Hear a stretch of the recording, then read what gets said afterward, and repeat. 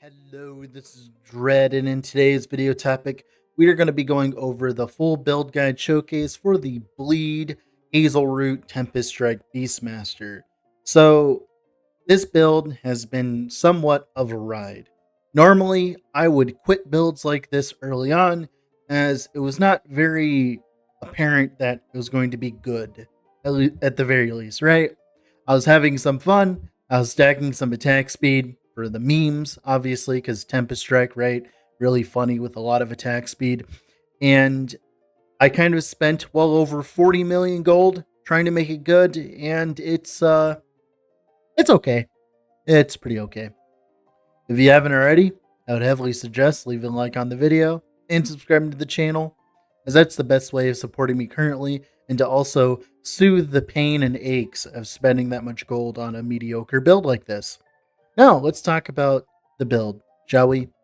So, the concept of the build is to utilize Tempest Strike and to proc as many tornadoes off of it as possible. And we do this by stacking as much attack speed as possible. Now, sadly, due to the fact that Tempest Strike is triple element and also all the procs don't really work together, it's very hard to get a setup where Tempest Strike actually kind of feels, synergistic with itself. And to do this, we just go bleed. We just apply as many bleeds as humanly possible. And that was the original concept of the build, utilizing double undisputed, right? Which was a lot of extra damage. It was very fun, lots of attack speed, lots of damage. And then it hit me. As I was pushing corruption, I realized something. I was squishy. And it was really weird because I was playing a Beastmaster with like 3,500 HP, lots of, extra damage reduction from aspect of the boar.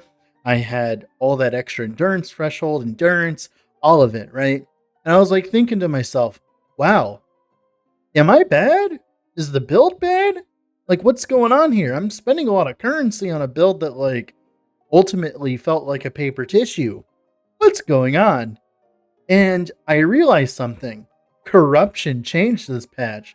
So if you see the modifier on the right of my screen here, you can see that bosses and enemies and everything have significantly more HP than they used to have, at least if you're starting to push corruption. Right now, I think I'm at like 650 corruption, and to give you an idea of the equivalent, I think that's like about 4 times as more difficult as the baseline of corruption that I used to scale builds to. So, like, for instance, I used to always scale builds in the last patch to 300 corruption, which was 150% more health and damage. That's usually what I would have called quote unquote viable or good enough. And now I'm doing content with enemies have 680% more health and damage, and I'm trying to shove these mediocre builds up into that bracket of content. Now, of course, if you're playing like a Filthy Falconer or whatever, right, you're going to be doing significantly more damage and also have significantly more survivability because the devs really like the bird for some reason and hate all the other content they've ever made. So that's why it seems like I'm struggle busting through all this content, is because builds like these were never actually meant to do content like this because of the old balancing, the old way that the game was functioning, right? So what that had caused me to do is to dump one of the undisputed, sadly, even though I spent a decent penny trying to roll them. We went with a hazel root instead. So for some reason, Tempest Strike, whenever you use it, it always counts as a physical skill for hazel root, even though it transfers between Fizz, Lightning, Cold, I believe, the attacks, but it always counts as a physical skill when you utilize it because it has the physical tag. I believe that's intended, by the way. I don't think that's a bug. I just found it to be a little weird. After knowing this fact, though, we, of course, scale as much attack speed as possible. We get up to like 400% attack speed, and that means we get a lot of Thorn Shields. Then we spec into Spriggan form to get all the Thorn Shield stuff, right? Not only do the Thorn Shields give us a decent amount of clear, they also, of course, get us to armor cap very quickly. And when you're at 3,800 HP with armor cap, all of a sudden, you're no longer as squishy. The biggest problem, though, is damage over time. So normally, with normal builds, you're supposed to run the new affix on gloves that give you less damage taken from damage over time based on your armor, right? You run that with the T7 affix of exalted, armor damage prevention, whatever, right? And my problem was I already bought a 3 LP wing guards and already slammed it with T7 attack speed. So I was locked into the wing guards essentially. Otherwise, I would be like, all right, well, there's 5 million down the drain, right? Well, we kept with the wing guards because it has 69% attack speed on it. And you know me, I can't just not use it. It's a little too funny not to use. Right, the wing guards with 69% attack speed, so we're gonna keep using it. Now, if you were smart and thought of this ahead of time, you'd put the armor dot affix on your wing guards, or you would run just eternal gauntlets. I don't even think wing guards are even that good on this build. I was just trying to stack as much attack speed as possible, guys. Like sometimes, I'll be honest, sometimes I look at a build and I try to refine it as much as possible, and sometimes I just want to have fun, man. I've leveled 5 characters to level 100, and I've pushed every mastery to like 600 to 700 corruption. Sometimes I just want to goof off, and that's what this build was supposed to be until I was like, wait a second, I spent a lot of currency on this build. I need to get it to a decent amount of corruption because, I have somewhat of a standard for my stuff, right? When it comes to like last epoch, I want my builds to push into a decently higher corruption. I want them to do okay. I want them to be somewhat respectable. And for a melee like bleed build with a delay and a ramp up time, I think 650 corruption is fine for now. Obviously, melee needs a lot of help in last epoch, and this is just another hallmark of why melee is so bad. Now, with all that being said, we're going to go in game and talk about the build more in detail if you actually want to play this build, which I heavily suggest not doing so. All right, so here we are in game with the character. Like I said, I'm trying to scale as much attack speed as possible to benefit from, of course, all of our damage and our Hazel Root here. So let's talk about the skills, shall we? So we got Tempest Strike here. We take 4 points into Wind Fury Force. We want as much area on our melee attack as possible, so it's always hitting things. So we're always proccing the Tempests, and we get the tornadoes. 1 point travel into Firm Grip, though. 1 point into Warm Shelter for that attack speed and minus mana cost. 1 point into Resurgence for the mana gain back with no Tempest, which is integral for the build's function. 1 point into Grounded Refuge, so we remove the Thunder Tempest, sadly, but it gives us the minus mana cost.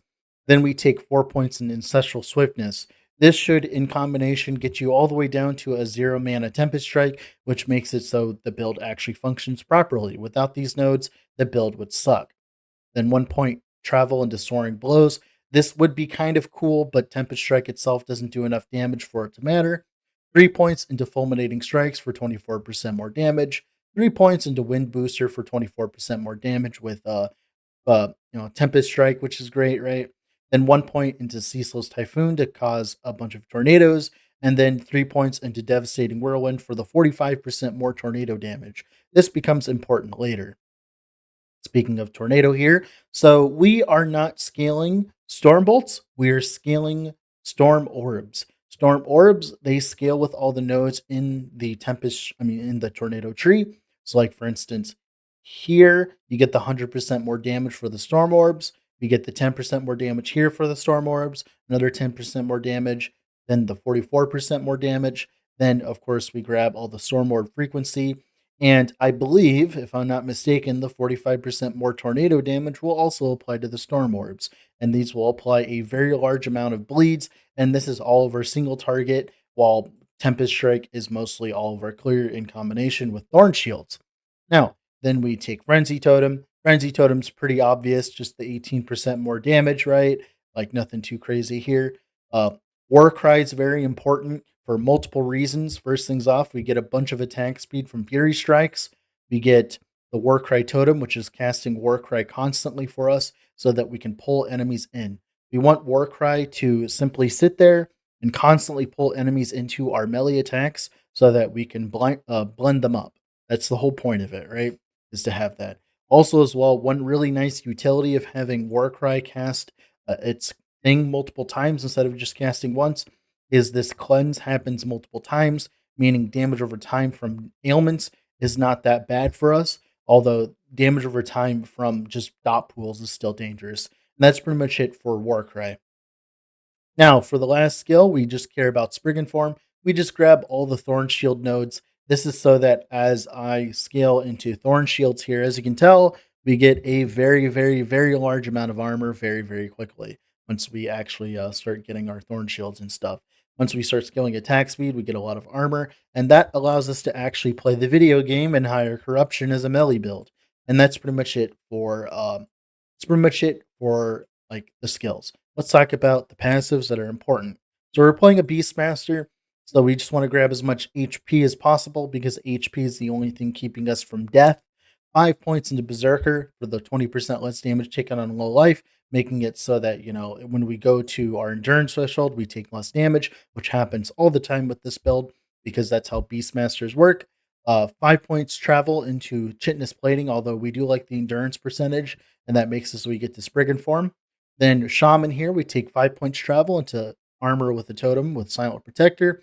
5 points into Totemic Fury because I'm a attack speed crack addict. 8 points into Tempest form for that massive 80 flat HP. Yes, that's how much HP like we're starved from, needing 80 flat from this, right? Then the less damage taken, aspect of the boar stuff. Aspect of the boar is very interesting for bleed because it not only gives us the DR, it also gives us the fizz pen, which is really nice. This makes it so that we don't have to run anything like salt the wound or anything like that, which is great to scale damage. Grabbing all the HP, the aspect of the boar stuff, more attack speed, because like I said, I'm an attack speed nut. Even more attack speed here with aspect of the shark stacking. And of course, avian shelter for the fizz res and the massive endurance threshold, which allows us to get a very large amount of endurance threshold, which then we take 60% less damage from that. And then we also, of course, take less damage when we're at low life with Berserker. That all combined means that whenever we go down to our low life here, we are significantly tankier than we normally would be. And that's pretty much it for passives. Let's talk about gearing. So this is probably one of the most expensive builds I've ever played ever. So bear with me here as we talk about items. My helmet is a double exalted tier 6, a crit avoid and HP, also strength and armor flat. This base is very important because that max HP as endurance threshold is a lot of extra chunk, and that endurance percentage is good. So this is essentially insanely good. The amulet here, we have a triple ethics, bleeding heart, and then T7 health and stun avoidance. I've been testing around with stun avoidance and turns out it's actually okay as long as you get it as like a T7 affix on your amulet. That on top of getting it on idols and stuff is pretty good. And that means we don't get stunned as often, which would feel awful if we were playing the build normally, right? Then Hazel Root as well for the attack speed. Of course, we want it one with 18%, so we at least get, we always get the as many thorn shields as possible. Undisputed with T7, eventually at melee attack speed, T5 bleed chance on hit. Make sure the melee and the bleed rolls well, and that means we can attack even faster, and we can get that scaling percent physical, which gives us a lot of extra damage for free. Then chest here, T6 health, I think. Yeah, T6 health, T5 health, Tempest strike levels, which are very important to giving us extra damage, and of course, bleed duration on an HP chest. Ring here, double exalted, damage over time, strength, HP, elemental res, and the necrotic res base. Other ring, double exalted, crit avoid, T7, elemental resistance, and strength. The other prefix doesn't do anything, but I'm actually saving this for a different build, so it's fine. Then the belt here, triple T7 hybrid health, T5 HP, and then cleanse. Cleanse is very important because damage over time is a killer for this build. Our gloves, wing guards with dot damage percentage, melee attack speed, and HP. If I had any forethought, I would have put the armor stat instead on this, but I didn't, so too late now. Boots here, movement speed, HP, of course. Then on our Valdir's Chalice, strength and HP, which is great. T7 HP, by the way. Valdir's Chalice is really good. Gives us a lot of HP sustain when we're doing monoliths and stuff like that. You'll see me go from no HP to full HP instantly, and that's Valdir's Chalice working. Then for items, just increase HP, melee bleed chance on hit, right? Gives us even more bleed chance. Maybe you want to go for global bleed chance. I'm not entirely sure, but giving us all that extra bleed chance is okay. And while we're also stacking HP, then resistance idols here, then even more resistance idols here. And that's pretty much it for, of course, all of the gearing. Let's talk about blessings. So, Void Res, of course. So we cap our Void Res. Eventually, here you want Lightning Res or something like that. I'm not entirely sure. I'm saving it for health regen for a future Beastmaster build. Bleed chance here, armor, and then armor here. And that's pretty much it for the build. That's pretty much it for the character. With all that being said, this has been Dread. Gonna go mourn the loss of 40 million gold. Bye.